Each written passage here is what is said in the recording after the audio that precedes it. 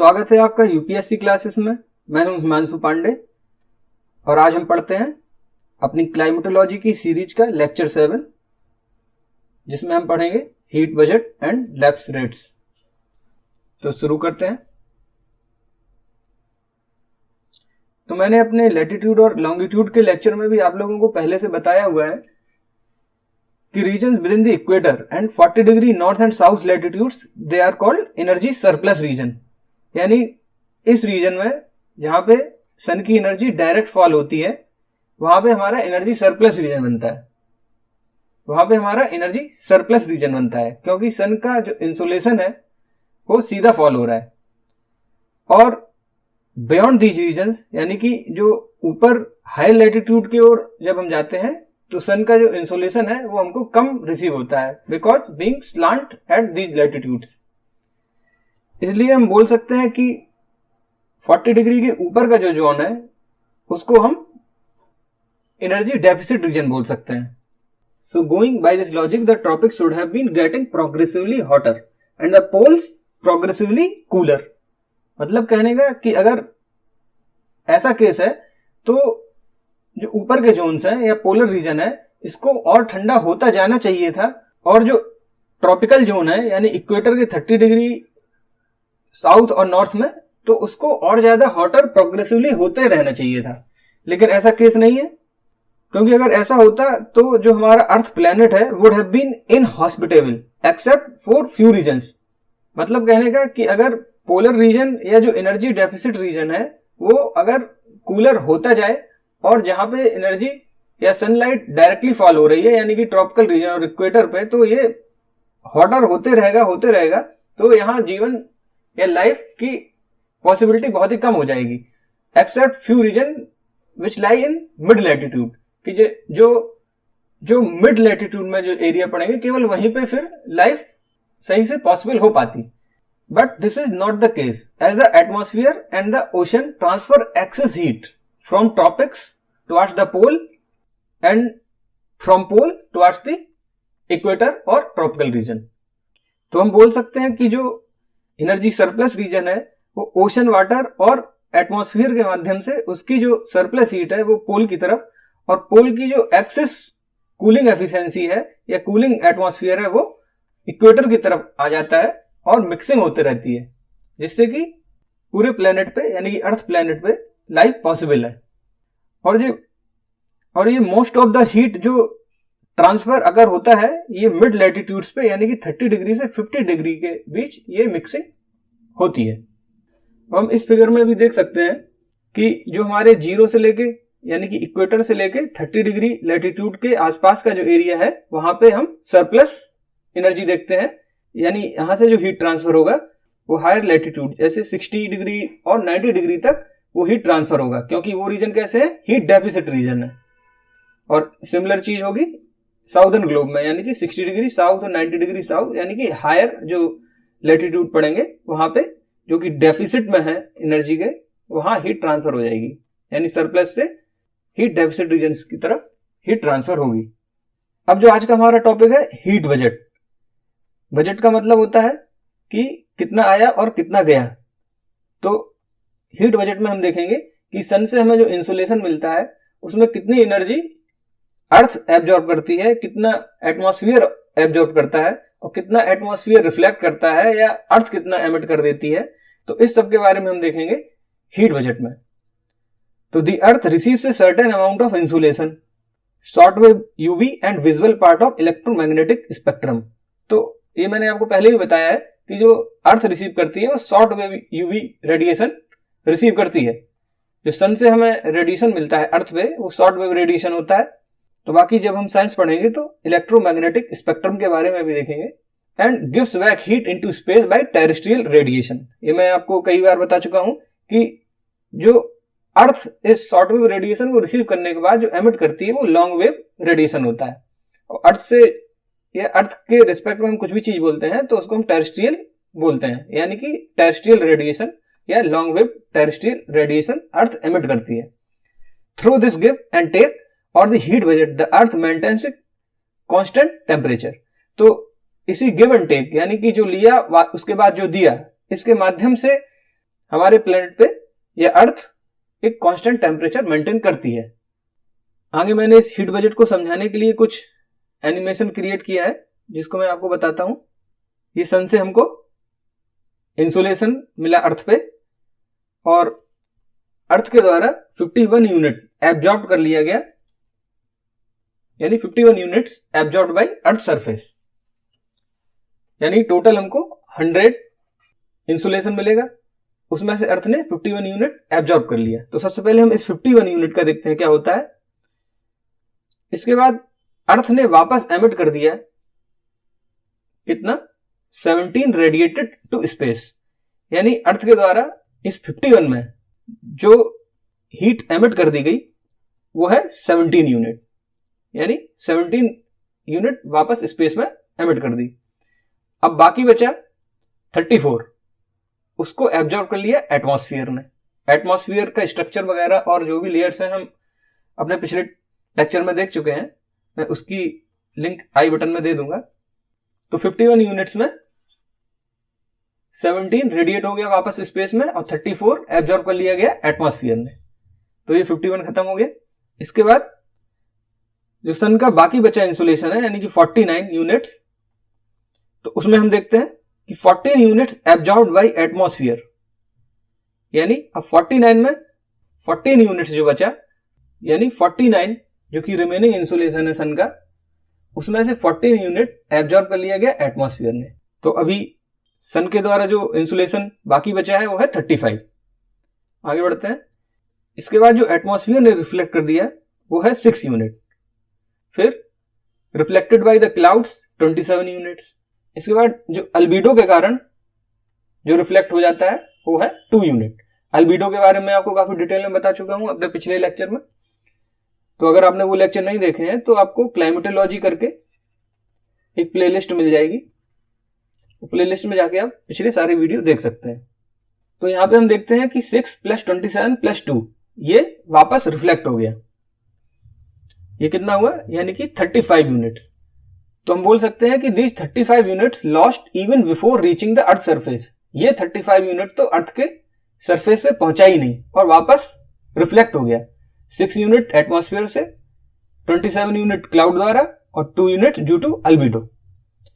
तो हम देख सकते हैं कि अगर 100 यूनिट्स ऑफ इंसुलेशन सन का रिसीव होता है अर्थ पे, तो उसमें 51 यूनिट तो अर्थ सरफेस एब्जॉर्ब करती है और वापस रेडिएट करती है 17 और 34 यूनिट्स, यानी कि 51 यूनिट एब्जॉर्ब किया और ये भी 51 रेडिएट और एब्जॉर्ब कर लिया गया एटमॉस्फेयर के द्वारा। बाकी बचे 49 में 14 यूनिट जो है वो एटमॉस्फेयर एब्जॉर्ब करता है और रिमेनिंग 35 में ये 3 कैटेगरी में हमने आपको दिखाया कि कैसे हीट का डिवीजन होता है। तो आई होप आपको ये चीज समझ में आ गई होगी, क्योंकि हीट बजट ज्यादातर स्टूडेंट्स को समझ नहीं आता है, इसलिए मैंने इसको थोड़ा विजुलाइज कराने की कोशिश करी है। तो इस स्लाइड में मैंने आपको कुछ मॉडल क्वेश्चंस दिए हुए हैं जो इस टाइप के हैं। इसमें आपको आंसर देना है 30 वर्ड्स में, और ये वाले जो क्वेश्चन है इनमें आपको 150 वर्ड्स का यूज करके आंसर देना है। तो आप इनको अपने आप से ट्राई कर सकते हैं। मैं आपको ज्यादातर चीजें पढ़ा चुका हूं, तो ये आप देख लीजिएगा। अब हम आगे बढ़ते हैं। Vertical distribution of temperature. To understand the vertical distribution of temperature, we need to know about latent heat, lapse rate and adiabatic lapse rate. तो अभी ये क्या टर्म है? तो ज्योग्राफी में जो सबसे हार्ड पार्ट है वो इसी चीज को समझना है। तो इस लेक्चर में हम ये चीज डिटेल में देखेंगे कि लेटेंट हीट, लैप्स रेट और एडियाबेटिक लैप्स रेट ये क्या होते हैं, और इनका क्लाइमेटोलॉजी में काफी ज्यादा इंपॉर्टेंस है, क्योंकि आगे जब हम स्टॉर्म और रेनफॉल और जितने भी वेदर फिनोमेनन पढ़ेंगे उसमें हमें लेटेंट हीट लैप्स रेट और एडियाबेटिक लैप्स रेट के बारे में जानकारी होना बहुत ही जरूरी है। तो latent heat of condensation, adiabatic lapse rate determines the rate of condensation. तो अभी आपको नहीं पता है, मैं अभी आपको डिटेल में बताऊंगा। ये केवल मैं ओवरव्यू दे रहा हूं कि मैं अभी क्या क्या पढ़ाने वाला हूं आपको, कि एडियाबेटिक लैप्स रेट जो है वो डिटरमाइन करेगा कि कंडेंसेशन का रेट क्या होगा। कंडेंसेशन यानी कि संघनन in the atmosphere, which in turn determines the amount of latent heat of condensation। तो जो एडियाबेटिक लैप्स रेट होगा उससे कंडेंसेशन का रेट डिफाइन होगा, और कंडेंसेशन के कारण हमको पता चलेगा कि लेटेंट हीट ऑफ कंडेंसेशन कितनी रिलीज होगी। तो latent heat of condensation supplies the energy necessary for the formation of towering cumulonimbus thunderstorm, और यही लेटेंट हीट ऑफ कंडेंसेशन जो होगा ये डिसाइड करेगी कि कितना पावरफुल क्यूमुलोनिम्बस क्लाउड बनेगा। तो अभी आपको ये एक भी टर्म समझ में नहीं आए होंगे, एडियाबेटिक लैप्स रेट क्या है, कंडेंसेशन क्या है, लेटेंट हीट ऑफ कंडेंसेशन क्या है। मैं आपको, आप ये लेक्चर देखते रहिए, अभी एनिमेशन के जरिए आपको इस लेक्चर को देखने के बाद आपको कोई डाउट नहीं रह जाएगा और आपका क्लाइमेटोलॉजी के लिए काफी स्ट्रॉन्ग फाउंडेशन क्रिएट हो पाएगा। तो क्यूमुलोनिम्बस क्लाउड मैंने आपको पहले ही बताया था कि ये बार बार वर्ड यूज होगा, तो ये आप एक बार देख लीजिए क्यूमुलोनिम्बस क्लाउड। ये इसमें काफी ज्यादा बिजली वगैरह चमकती है और ये काले और काफी घने जो बादल रहते हैं और काफी तेज पानी बरसाते हैं, उनको हम बोलते हैं क्यूमुलोनिम्बस क्लाउड। आगे बढ़ते हैं। वाटर की जो फेजेस हैं वो 3 टाइप की हैं, यानी आइस, वाटर और वेपर। यहां हम इस एनिमेशन में देखने की कोशिश करते हैं कि ये आइस टू वाटर फॉर्मेशन हो गया। इसके बाद यही वाटर हम आइस में भी कन्वर्ट कर सकते हैं, वही वाटर वेपर में भी कन्वर्जन होता है। अब हम देखते हैं कि प्रोसेस ऑफ फ्यूजन क्या होता है। अब इस फिगर में आप या इस एनिमेशन में आप देखेंगे कि अगर हम किसी फ्लास्क में आइस को गर्म करते हैं तो वो वाटर में कन्वर्ट होती है। ये देखिए, धीरे धीरे सारी आइस अगर हम हीट सप्लाई करते हैं तो वाटर में कन्वर्ट हो जाती है। तो इस प्रोसेस को हम बोलते हैं प्रोसेस ऑफ फ्यूजन। ये हमारी फ्यूजन की प्रोसेस हो गई, यानी आइस की सॉलिड फॉर्म से या किसी भी सब्सटेंस के सॉलिड फॉर्म से उसको लिक्विड में कन्वर्ट करने के लिए जो प्रोसेस होती है उसको हम बोलते हैं प्रोसेस ऑफ फ्यूजन। अभी हम देखते हैं प्रोसेस ऑफ वेपराइजेशन। ये देखिए कि अभी जो वाटर में कन्वर्जन हुआ है उस वाटर को अगर हम और हीट करते हैं तो यही वाटर फिर वेपर में कन्वर्ट हो जाता है। तो इसको हम बोलते हैं प्रोसेस ऑफ वेपराइजेशन। इसके बाद आता है प्रोसेस ऑफ कंडेंसेशन, या कंडेंसेशन को हम हिंदी में बोलते हैं संघनन। इसमें क्या होता है कि जो वाटर को हम हीट करते जाएंगे तो वो वेपर में, जब पूरा वाटर वेपर में कन्वर्ट होते रहेगा और वो वेपर जब ऊपर उठेगी उसके बाद ठंडी होकर अगर हम उसको वापस इकट्ठा करें तो वो लिक्विड फॉर्म में फिर से इकट्ठी हो जाएगी। अब इसको देखिएगा, ये वेपर जा रही है और यहां से ये वाटर के फॉर्म में कंडेंस हो जाएगी। इसको हम बोलते हैं संघनित होना या कंडेंस होना।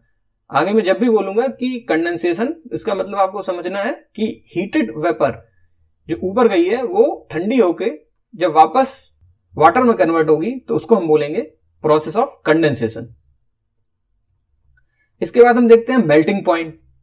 मेल्टिंग पॉइंट क्या होता है कि अगर हम आइस को हीट देके वाटर में कन्वर्ट कर रहे हैं, यानी हम फेज चेंज कर रहे हैं। फेज चेंज का मतलब है कि आइस का वाटर में कन्वर्जन, यानी अगर हम इसमें एक थर्मामीटर प्लेस कर दें इस बीकर के अंदर और इसको हम हीट सप्लाई करेंगे तो इनिशियली जो थर्मामीटर है वो हमारा 0 डिग्री सेल्सियस टेम्परेचर शो करेगा, क्योंकि जो आइस का टेम्परेचर होगा वो 0 डिग्री सी होगा, क्योंकि 0 डिग्री सेल्सियस पे ही आइस फॉर्मेशन होता है। लेकिन अगर हम इसको हीट सप्लाई करते हैं आइस को तो ये वाटर में कन्वर्ट होगा। तो आइस से वाटर में कन्वर्जन को हम बोलेंगे फेज चेंज, यानी अवस्था परिवर्तन। आइस से वाटर का कन्वर्जन होगा, लेकिन देखने वाली बात यह है कि इस थर्मामीटर की रीडिंग जो है वो 0 डिग्री सेल्सियस से इंक्रीज नहीं होगी जब तक कि ये पूरा का पूरा आइस जो है वाटर में कन्वर्ट होके और वाटर को फिर टेम्परेचर मिलना शुरू नहीं होता है। यानी फिर से आप समझिएगा कि ये जो हीट हम सप्लाई करेंगे ये पूरी की पूरी हीट जो है वो आइस का वाटर में कन्वर्जन के लिए यूज हो जाएगी, बजाय उसका टेम्परेचर इंक्रीज करने के। यानी इस थर्मामीटर में जो रीडिंग है वो 0 डिग्री सेल्सियस से इंक्रीज नहीं होगी, भले हम इसको हीट देते जाएं, जब तक कि पूरी की पूरी आइस वाटर में कन्वर्ट नहीं हो जाती।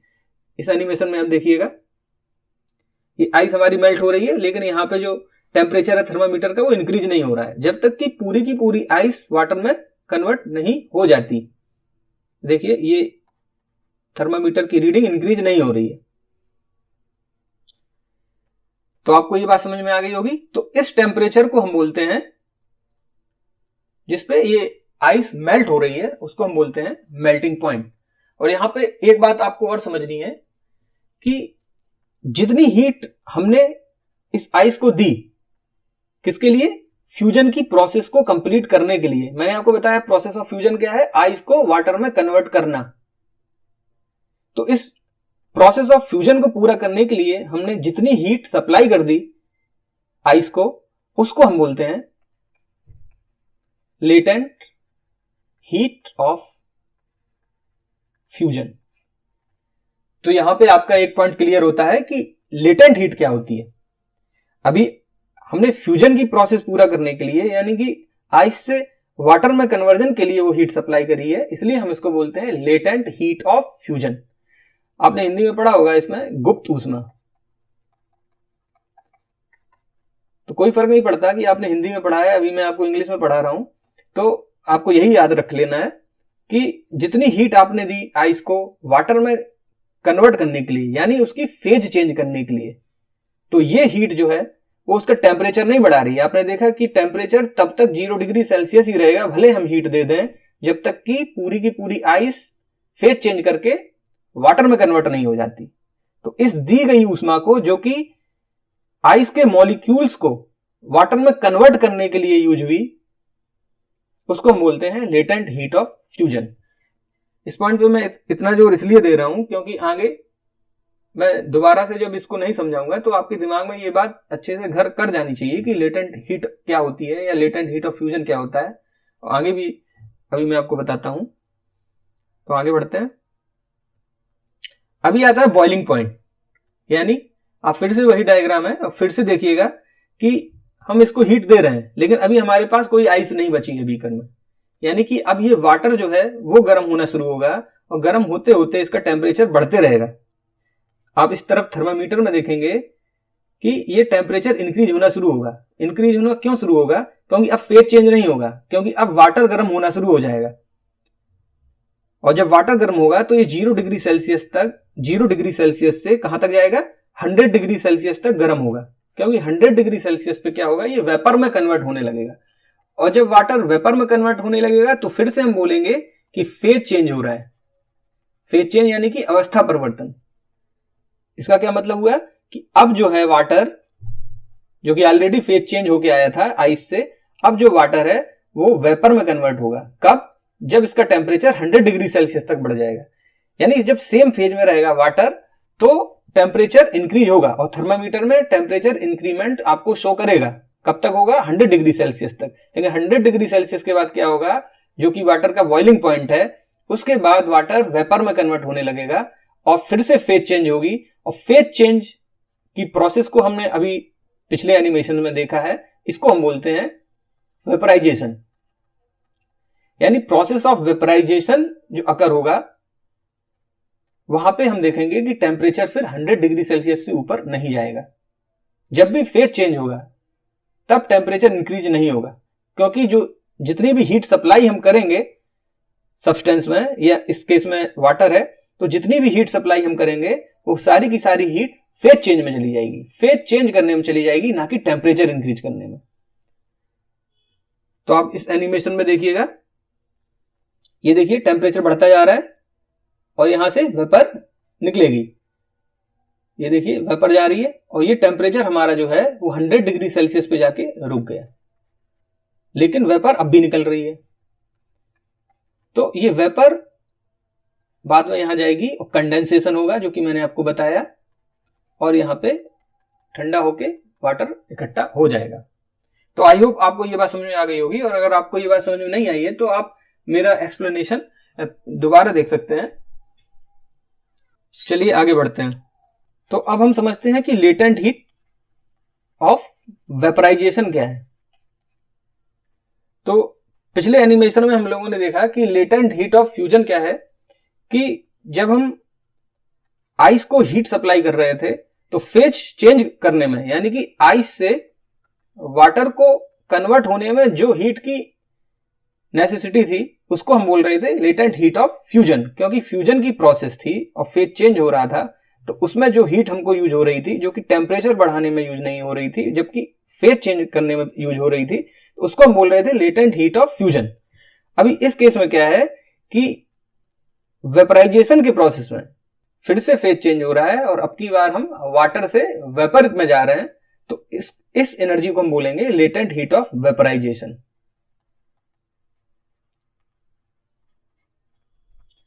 तो आपको समझ में आ गया होगा कि लेटेंट हीट ऑफ फ्यूजन क्या है और लेटेंट हीट ऑफ वेपराइजेशन क्या है।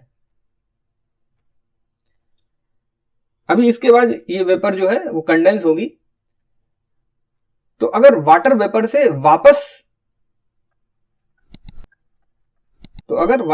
से वापस हम लिक्विड स्टेट में जा रहे हैं, लिक्विड स्टेट मतलब वाटर में जा रहे हैं, इसका मतलब है कि वाटर से वेपर जाने में हमको लेटेंट हीट ऑफ वेपराइजेशन की जरूरत हुई। अभी अगर हम वापस आएंगे वाटर वेपर से अगर वाटर की कंडीशन में आएंगे तो यहां पे रिलीज होगी एनर्जी, जिसको हम बोलेंगे latent heat of condensation. Latent heat of condensation फिर से समझिएगा कि वाटर वेपर की तरफ जाने के लिए हमको जरूरत हुई लेटेंट हीट ऑफ वेपराइजेशन की। लेकिन अगर हम वेपर फॉर्म से वाटर की तरफ जाएंगे तो जो ये हीट लेके गई है वेपर, ये हीट रिलीज कर देगी, जिसको हम बोलेंगे लेटेंट हीट ऑफ कंडेंसेशन। क्योंकि ये प्रोसेस जो उल्टी आएगी वेपर से वाटर की तरफ, इसको हम बोलेंगे कंडेंसेशन। तो इस कंडेंसेशन की प्रोसेस में जो हीट रिलीज होगी उसको हम बोलेंगे लेटेंट हीट ऑफ कंडेंसेशन। अभी हमने लेटेंट हीट को अच्छे से समझ लिया है। अभी इस फिगर में हम लोग देखते हैं कि यहां पे हमारी एनर्जी इनपुट है और वाई एक्सिस पे टेम्परेचर। तो अगर हम किसी सब्सटेंस ए को गर्म करते हैं और सॉलिड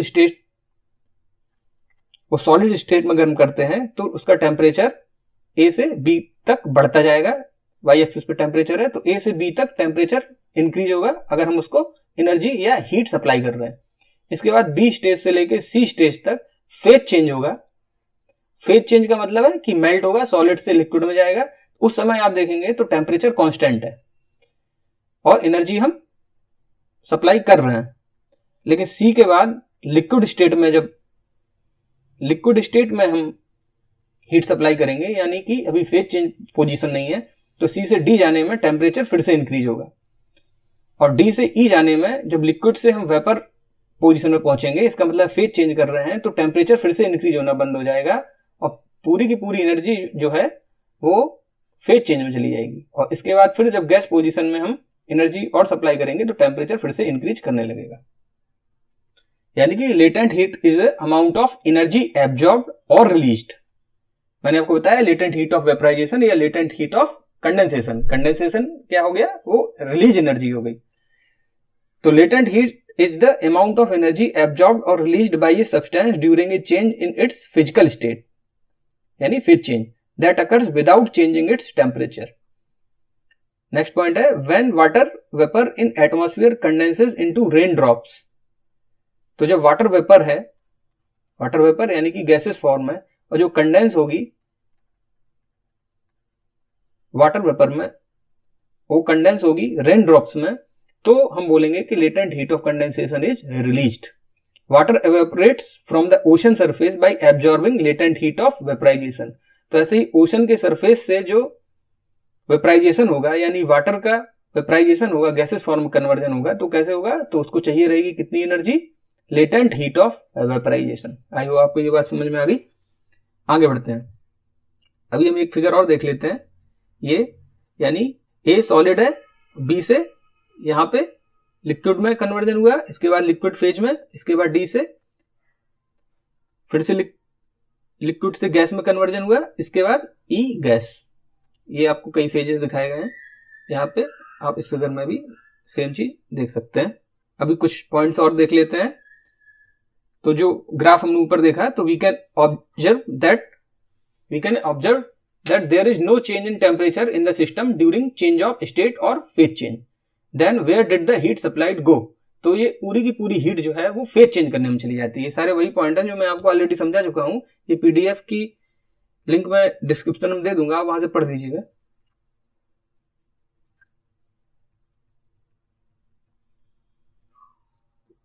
तो ये सारे पॉइंट मैं डिस्कस कर चुका हूं। अभी हम देखते हैं लैप्स रेट। लैप्स रेट क्या होता है, मैं आपको पिछले लेक्चर में बताया था, इस फिगर से आप परिचित होंगे। ये मैंने आपको कई बार बताया है कि ट्रोपोस्फेयर में जब हम ट्रोपोस्फेयर में चलते हैं तो हमारा टेम्परेचर एटमॉस्फेयर में जैसे जैसे ऊपर जाते हैं कम होता रहता है, इसके बाद कांस्टेंट होता है, इसके बाद स्ट्रेटोस्फेयर में इंक्रीज होता है, इसके बाद फिर से मेसोस्फेयर में डिक्रीज होता है और फिर बढ़ने लगता है। तो ये आपको याद होगा। अगर आपने पिछला लेक्चर नहीं देखा है तो आप देख सकते हैं। तो लैप्स रेट क्या होगा, लैप्स रेट टेम्परेचर लैप्स या टेम्परेचर लैप्स रेट कुछ भी बोल सकते हैं, या हिंदी में बोलते हैं ह्रास दर। तो lapse rate is the rate of change in temperature of the atmosphere with altitude, यानी कि जैसे जैसे हाइट पे हम जाएंगे टेम्परेचर कम होते जाएगा।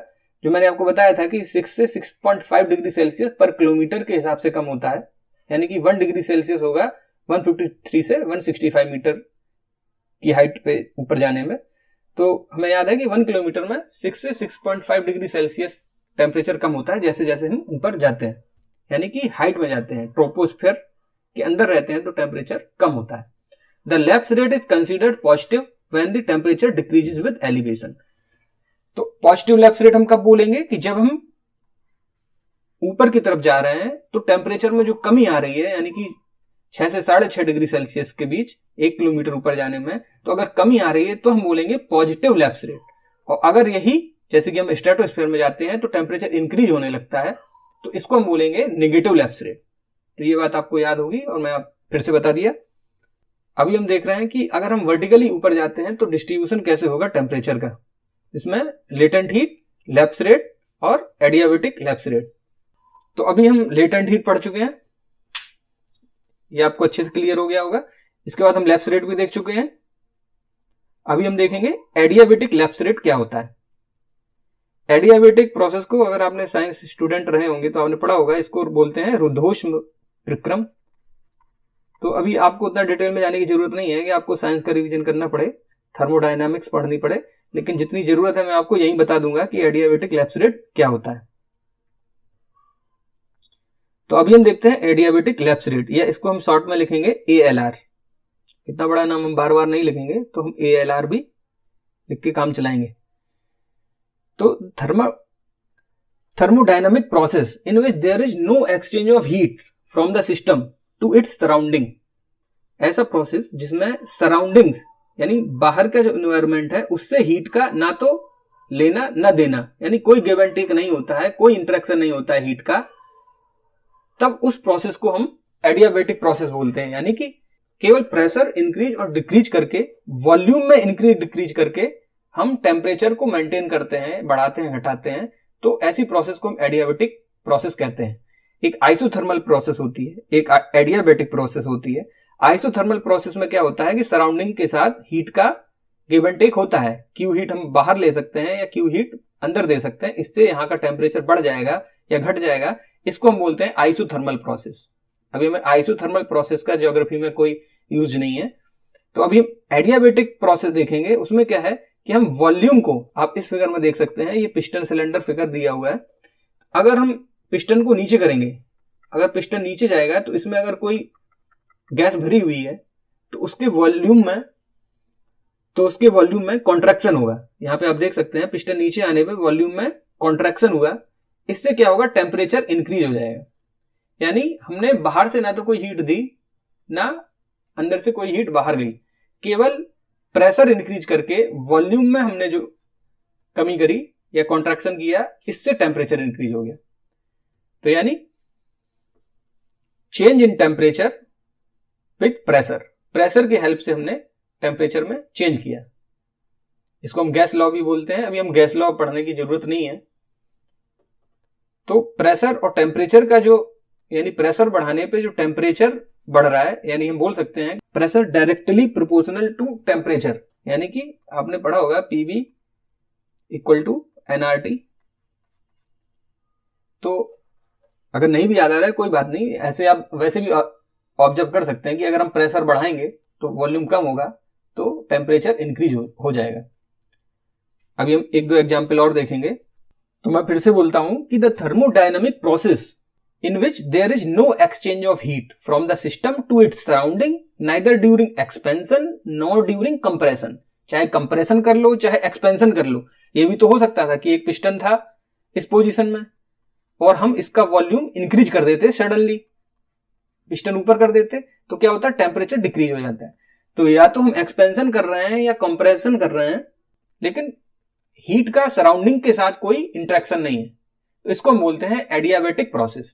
तो एडियाबेटिक और एडियाबेटिकली बोलने का हमारा क्या मतलब रहेगा कि हीट डजंट एंटर और leave the system, all temperature changes are internal, कि ना तो हीट बाहर जा रही है ना अंदर जा रही है, जितना भी चेंज हो रहा है टेम्परेचर में वो इंटरनल मैटर है। तो जब भी आगे से मैं एडियाबेटिक बोलूंगा तो आप ये समझ लीजिएगा कि हीट दी नहीं जा रही है, जबकि इंटरनल मैटर है, वॉल्यूम के बढ़ने से या घटने से टेम्परेचर इंक्रीज या डिक्रीज हो रहा है। तो अभी हम देखते हैं कि एडियाबेटिक लैप्स रेट क्या है, कि lapse rate is the rate of fall in temperature of atmosphere with elevation. हमने लैप्स रेट देख लिया। लैप्स रेट हम बता चुके हैं आप लोगों को कि लैप्स रेट क्या है, कि जैसे जैसे हम हाइट पे जाएंगे टेम्परेचर फॉल होगा। अब एडियाबेटिक लैप्स रेट क्या होगा, it is the rate of fall in temperature of a rising और a falling air parcel adiabatically. हम जो भी बात करेंगे ज्योग्राफी में एक एयर पार्सल की करेंगे, यानी कोई एयर पार्सल बोल देंगे क्योंकि हम सारी एयर की बात नहीं करेंगे, कि एयर पार्सल को एक सैंपल लेके हम बात करेंगे। तो अगर कोई एयर पार्सल है वो अगर ऊपर जा रहा है तो उसका वॉल्यूम इंक्रीज होगा, क्योंकि प्रेशर डिक्रीज होगा। जैसे जैसे हम एयर पार्सल ऊपर जाएगा तो प्रेशर, हमको पता है हाइट पे ऊपर जाने पे प्रेशर डिक्रीज होगा, क्योंकि एटमॉस्फेयर का जो वेट है वो कम पड़ रहा होगा अगर हम ऊपर जाएंगे। तो प्रेशर कम होने से क्या होगा, टेम्परेचर डिक्रीज हो जाएगा, क्योंकि हमने पढ़ा है P directly proportional to temperature. तो ये जो प्रोसेस होगी केवल प्रेशर के डिक्रीज होने से टेम्परेचर के डिक्रीज होने की, तो जो राइजिंग एयर पार्सल होगा उसके टेम्परेचर डिक्रीज की प्रोसेस को हम बोलेंगे एडियाबेटिक या एडियाबेटिक लैप्स रेट। और यही उल्टा होगा कि अगर एक फॉलिंग एयर पार्सल है जो नीचे आ रहा है इस पोजीशन में, तो क्या होगा कि प्रेशर बढ़ेगा और प्रेशर बढ़ने से क्या होगा, टेम्परेचर बढ़ जाएगा। तो टेम्परेचर बढ़ने की इस क्रिया में हमने कोई ऊष्मा या हीट नहीं ली, इसलिए हम बोलेंगे adiabatically lapse rate, but in this case negative lapse rate. अभी हम देखते हैं ये एक एग्जांपल बैलून का। When we blow air into a balloon, अगर हम बैलून में हवा भरते हैं तो प्रेशर इंक्रीज होगा, बट टेम्परेचर डजंट इंक्रीज। लेकिन टेम्परेचर इंक्रीज नहीं होता है, क्यों नहीं होता है, due to proportionate increase in volume, है ना, इसलिए टेम्परेचर इंक्रीज नहीं होता है। क्योंकि जो हमने पढ़ा है P प्रोपोर्शनल टू टेम्परेचर, वो तब पढ़ा है जब वॉल्यूम कांस्टेंट है। यहां पे वॉल्यूम कांस्टेंट नहीं है, क्योंकि वॉल्यूम बढ़ता जा रहा है, बैलून फूलता जा रहा है। अगर वॉल्यूम कांस्टेंट करने की हम कोशिश करेंगे तो क्या होगा, जब उसकी कैपेबिलिटी से ज्यादा हवा चली जाएगी तो वो फट जाएगा। अब हम देखते हैं टायर में, व्हीकल का जो ट्यूब होता है उसमें जब हम हवा भरते हैं तो वॉल्यूम रिमेन्स कांस्टेंट, अभी वॉल्यूम कांस्टेंट रहता है। इससे क्या होता है, जब हम ज्यादा प्रेशर देते हैं यानी कि हवा भरते रहते हैं और वॉल्यूम कांस्टेंट है, तब हम देखते हैं कि टेम्परेचर इंक्रीज हो जाता है। तो ये एडियाबेटिक प्रोसेस हो गई। आगे बढ़ते हैं। तो adiabatic process, temperature changes in A parcel of rising और फॉलिंग एयर। जो मैंने अभी बताया, मैं आपको ये विजुलाइज कराऊंगा ये एनिमेशन दिखा के। तो an air bubble rises in water whereas stone sinks. हमको पता है एयर बबल जो होता है, एयर बबल हमेशा वाटर में ऊपर की तरफ जाता है, लेकिन स्टोन सिंक हो जाता है। ऑब्वियस है, क्यों, the stone is denser heavier than water and it sinks whereas the air bubble is less dense lighter than water and it rises. Next है, similarly a parcel of air rises when it is less dense. ऐसे जो air parcel होगा, इसके surrounding में भी air होगी। या हम जब एयर पार्सल की हम बात करेंगे तो हम सराउंडिंग्स को लेके चलेंगे कि सराउंडिंग यानी कि सराउंडिंग जो एयर है उसके कंपैरिजन में किसी एक प्लेस के एक एयर पार्सल की अगर हम बात करेंगे तो हम बोलेंगे कि ये एयर पार्सल सराउंडिंग से डेंस है या लाइटर है। तो हम बोल रहे हैं कि एयर पार्सल या parcel of air rises when it is less dense. अगर ये हल्का है, लेस डेंस है सराउंडिंग से, तो ये ऊपर जाएगा। And it falls when its density becomes greater than the surrounding environment. तो ऑब्वियस है।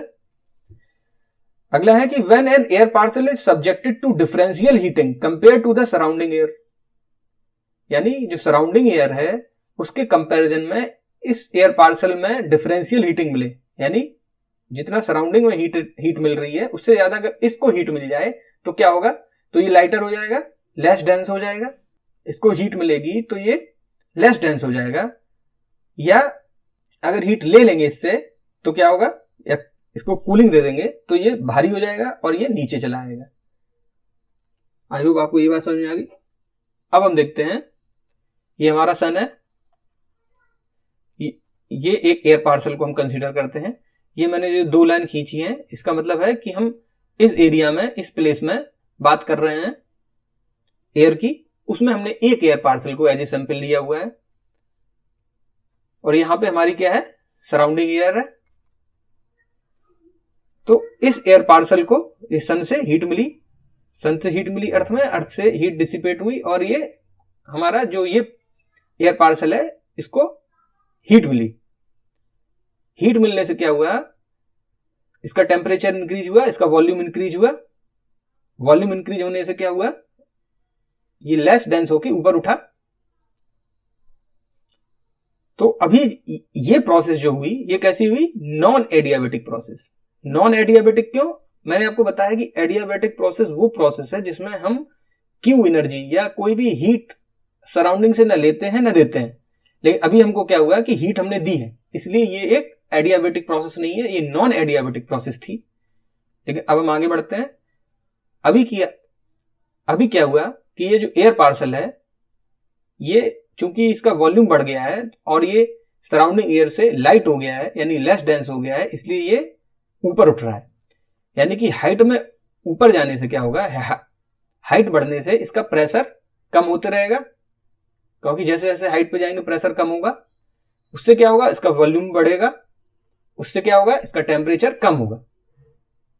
सीधी सी बात है, प्रेशर कम होगा, उसमें प्रेशर कम पड़ रहा है, वॉल्यूम उसका फैल रहा है। आपने देखा यहाँ छोटा था, ऊपर जाके बड़ा हो गया, तो वॉल्यूम बढ़ा इसलिए उसका टेम्परेचर भी कम हो गया। अभी और ऊपर जाएगा, और ऊपर गया और बड़ा हो गया, है ना, टेम्परेचर और कम हो जाएगा। तो ऐसे चलता रहेगा। तो इसको हम क्या बोलेंगे, एडियाबेटिक टेम्परेचर लैप्स रेट।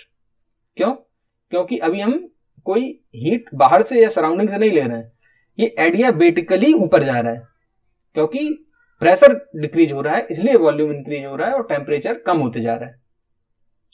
आई होप आपको ये बात समझ में आ गई होगी। मैं फिर से ये चीज दिखाता हूं। ये एयर पार्सल है, ये हीट लेके ऊपर गया, टेम्परेचर इंक्रीज, वॉल्यूम इंक्रीज, ये हो गई नॉन एडियाबेटिक प्रोसेस। इसके बाद ये फिर से वॉल्यूम इंक्रीज हुआ और ऊपर गया। इसके बाद हम देख सकते हैं कि हाइट इंक्रीज हुआ, प्रेशर कम हो जाएगा, वॉल्यूम इंक्रीज हो जाएगा, टेम्परेचर डिक्रीज हो जाएगा। इसके बाद और ऊपर जाएगा। तो ऐसे ऐसे ही ऊपर जाते रहेगा। इसको हम बोलेंगे एडियाबेटिक टेम्परेचर लैप। जितना ऊपर जाएगा इसका टेम्परेचर कम होते रहेगा, ये ठंडा होता जाएगा। इसके बाद क्या होगा, इसको हम बोलते हैं पॉजिटिव एडियाबेटिक लैप्स रेट, हमने आपको बताया। इसके बाद जब ये इनफ ऊपर जा चुका होगा, एक सिचुएशन ऐसी भी आएगी कि अब कंडेंसेशन हो जाएगा। कंडेंसेशन में क्या होगा, मैंने आपको बताया जब भी कंडेंसेशन की प्रोसेस होगी तो जो वाटर वेपर है या गैसेस फॉर्म है वाटर की, वो लेटेंट हीट ऑफ कंडेंसेशन को रिलीज कर देगी। इससे क्या होगा, जैसे ही latent heat of condensation release करेगी तो इस हीट की मदद से ये जो एयर पार्सल है और ऊपर जाएगा, क्योंकि इसको ये लेटेंट हीट ऑफ कंडेंसेशन प्राप्त होगी। इससे और ऊपर जाएगा तो टेम्परेचर और जल्दी कम होगा। उससे क्या होगा, आखिर में ये क्यूमुलोनिम्बस क्लाउड फॉर्मेशन होगा, यानी जो वाटर वेपर है वो रेन ड्रॉप्स में कन्वर्जन होगा, यानी कि वाटर में कन्वर्जन होगा और रेनफॉल होने लगेगा।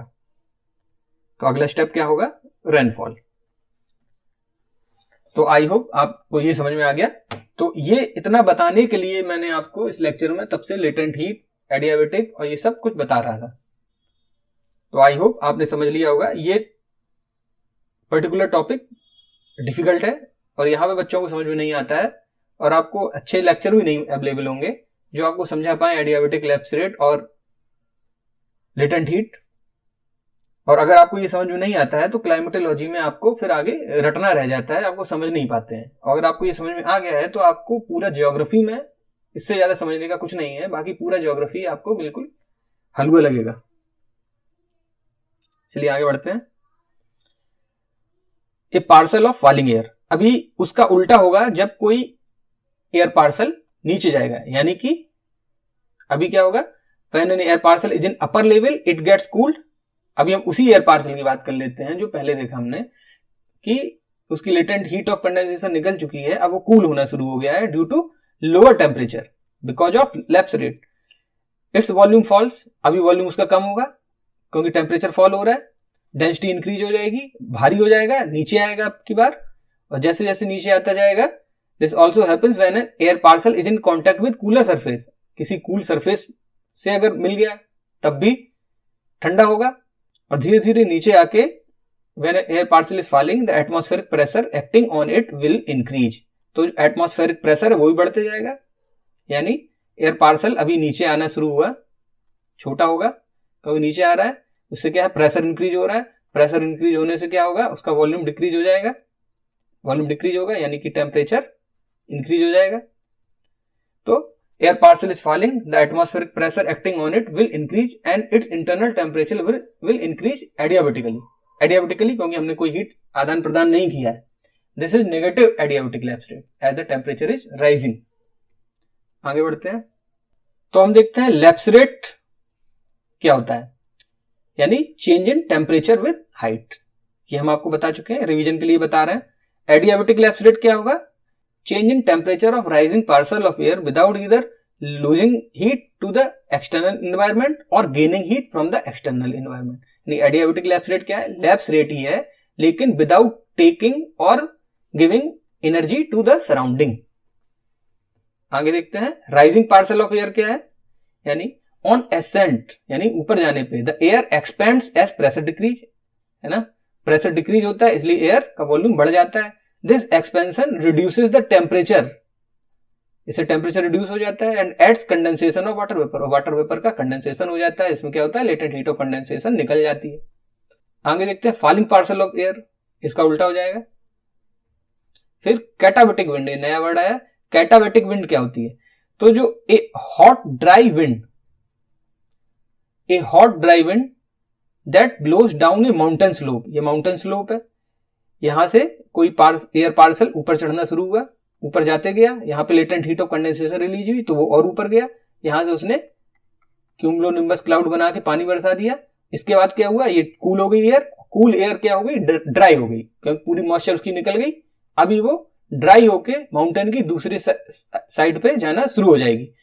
विदाउट मॉइस्चर की जो माउंटेन की दूसरी साइड की विंड है, जो मॉइस्चर नहीं है उसके पास, उसको हम बोलते हैं हॉट ड्राई विंड, इसको बोलते हैं कैटाबेटिक विंड। आगे बढ़ते हैं, अभी हम देखते हैं कि सैचुरेटेड एयर और अनसैचुरेटेड एयर क्या है। आज आपको काफी कठिन कठिन वर्ड्स देखने को मिले होंगे। अभी हम देखते हैं सैचुरेटेड एयर, अनसैचुरेटेड एयर। तो सैचुरेटेड एयर होता है the air cannot hold any more moisture, ऐसी एयर जिसमें और ज्यादा मॉइस्चर होल्ड करने की कैपेबिलिटी नहीं है, यानी हम बोल सकते हैं कि उसका स्टमक इज फुल, यानी उसका पेट भर चुका है, अभी वो और ज्यादा नहीं खा सकता है।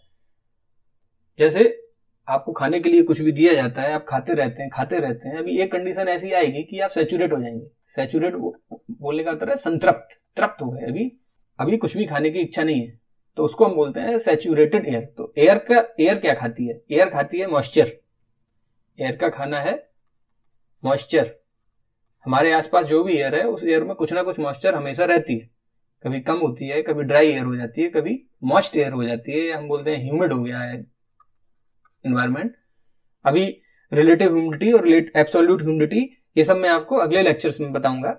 लेकिन सैचुरेटेड एयर क्या है, ऐसी एयर जिसका पेट फुल है, जिसको अब मॉइस्चर और नहीं खानी, यानी उसके पास पूरी मॉइस्चर है, इसके बाद अगर हमने जरा भी मॉइस्चर उसको दी उस एयर को, तो क्या होगा, वो मॉइस्चर रेन ड्रॉप में कन्वर्ट होके रेन फॉल होने लगेगा, है ना। तो वैसे ही जैसे किसी को हम खिलाते जाएं। अब ये फिगर देखिए, ये इसने इतना खा लिया, इसका पेट फुल है। अब इसको हम और खिलाएंगे तो क्या होगा, निकल जाएगा, ये वॉमिट हो जाएगी, निकल जाएगा। तो आप इसको समझ लीजिए कि ये क्या है, सैचुरेटेड एयर है। ये सैचुरेटेड एयर आपको याद रखना है। अगर हमने इसको जरा भी और मॉइस्चर दी तो क्या होगा, मॉइस्चर निकल के रेनफॉल होगा।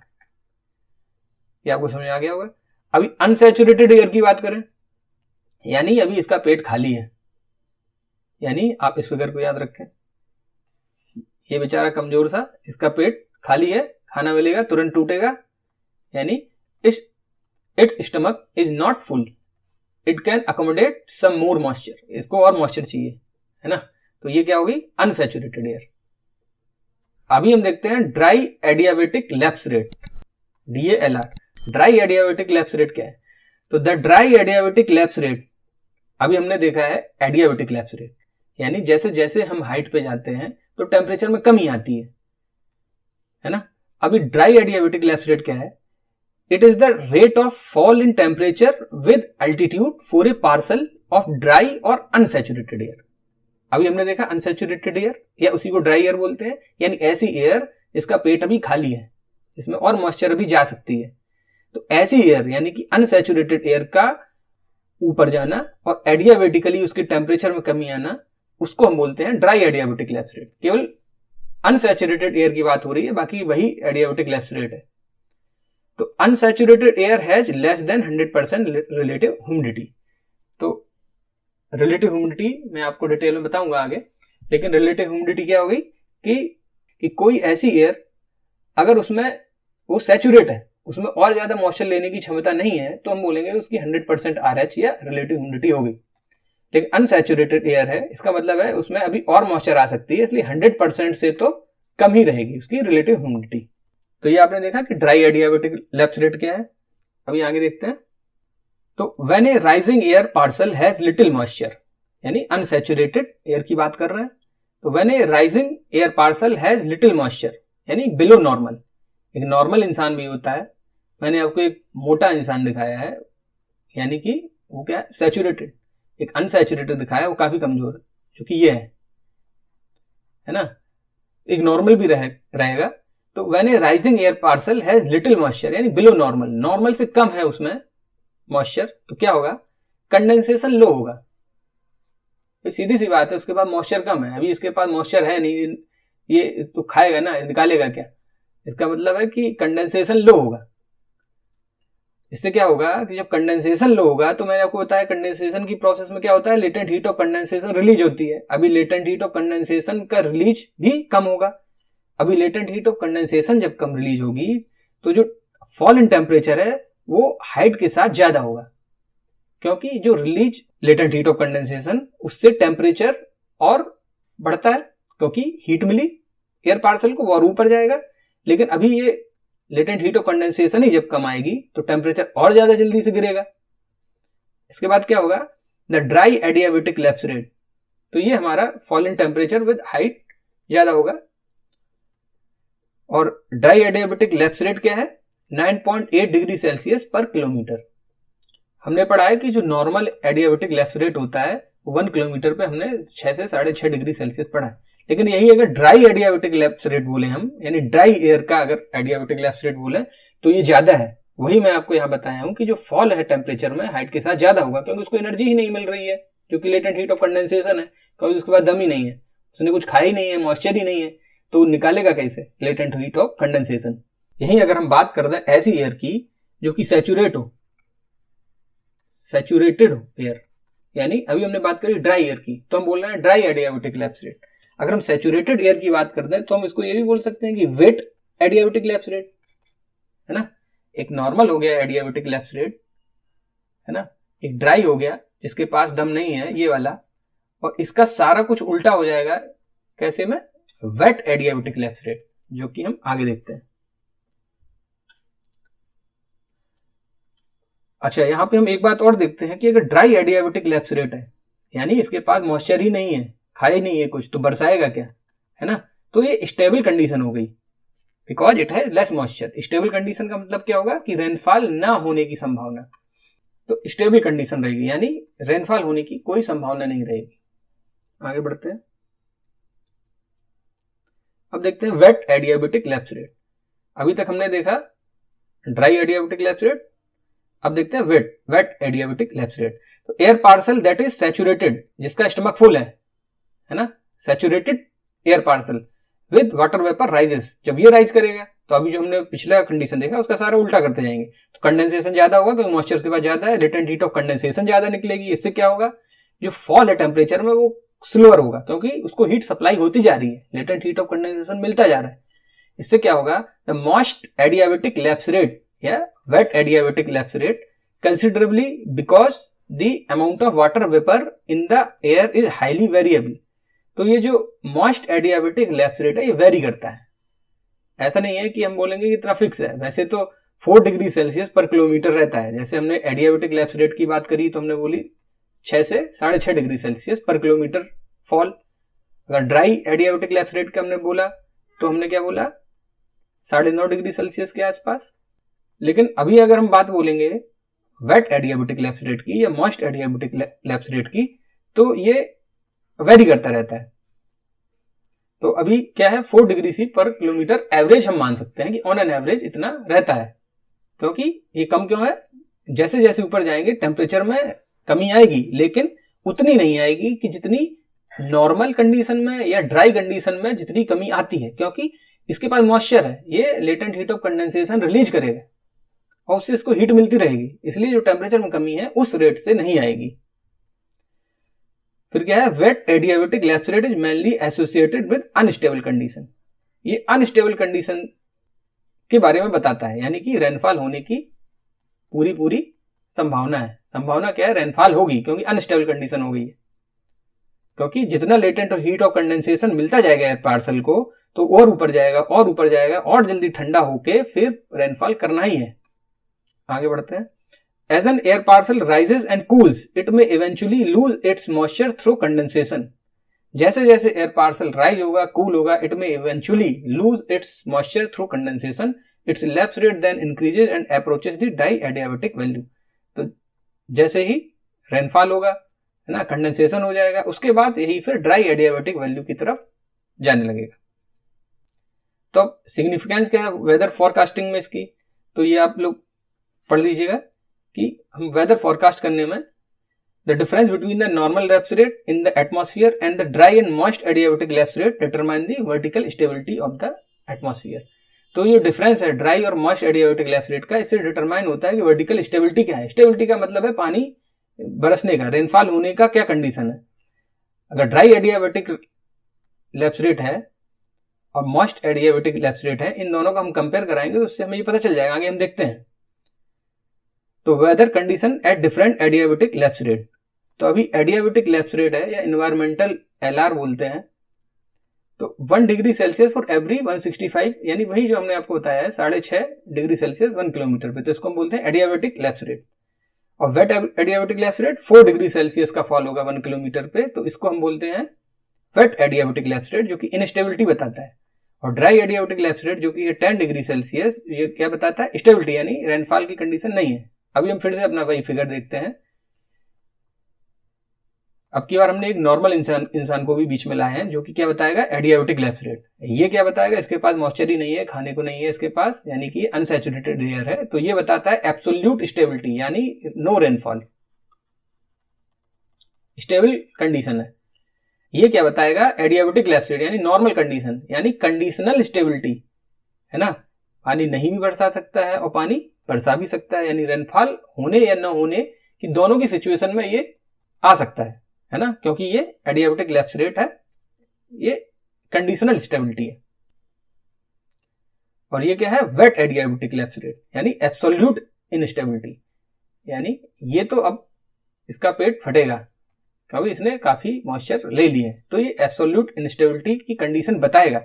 अभी कैसे ये एब्सोल्यूट स्टेबिलिटी होगी, कैसे कंडीशनल होगी, ये हम अगले उसमें देखते हैं, लेकिन आपको भी दिमाग में ये लाना है कि ये ड्राई, ये नॉर्मल और ये एब्सोल्यूट इनस्टेबिलिटी की तरफ जाएगा। ये देखिए, ये कंडीशन होगी जो अगर फुलफिल होगी तो हमारा रेनफॉल या स्टेबिलिटी का पता चलेगा। जैसे अगर एब्सोल्यूट स्टेबिलिटी की हम बात करते हैं तो होगा क्या कि जो ALR है किसी प्लेस का, किसी एक जगह का जो ALR है यानी एडियाबेटिक लैप्स रेट है नॉर्मल वाला, वो अगर ड्राई एडियाबेटिक लैप्स रेट से ज्यादा हो जाए, कहने का मतलब है कि जो ड्राई एडियाबेटिक लैप्स रेट है वो काफी कम हो गया है। जब वो इतना कम हो गया है कि little moisture in the air parcel, तो रेन होगी नहीं। ये आपको बात समझ में आ गई होगी। अगर ये वाला देखते हैं कि एब्सोल्यूट इनस्टेबिलिटी यानी रेनफॉल होना ही है कब, कि जब ALR यानी नॉर्मल कंडीशन का जो एडियाबेटिक लैप्स रेट है वो किसी प्लेस का उसके वेट एडियाबेटिक लैप्स रेट से कम हो गया, यानी जो वेट एडियाबेटिक लैप्स रेट है वो काफी ज्यादा है उसके नॉर्मल होने से। इसका मतलब excess moisture in the air parcel है, यानी रेन होनी ही होनी है। और इसके बीच का अगर रहेगा यानी एडियाबेटिक लैप्स रेट है वो W और D यानी कि वेट और ड्राई दोनों के बीच में रहेगा, तो नॉर्मल मॉइस्चर कंडीशन है, तो इट मे और मे नॉट रेन। तो अगर आपको ये समझ में आ गया है बहुत अच्छी बात है, वो नहीं आया तो आप वीडियो को दोबारा देख सकते हैं। ठीक है, आज का लेक्चर हम यहीं खत्म करते हैं, लेक्चर की लेंथ बढ़ती जा रही है। तो अगर आपको लेक्चर पसंद आया तो कमेंट में आप बता सकते हैं। बाकी अगली क्लास में हम देखेंगे टेम्परेचर इन्वर्जन, जो कि बहुत कुछ इसी से रिलेटेड होगा जो आज मैंने बताया है, और टेम्परेचर इन्वर्जन के आगे भी हम लोग देखेंगे। Thank you.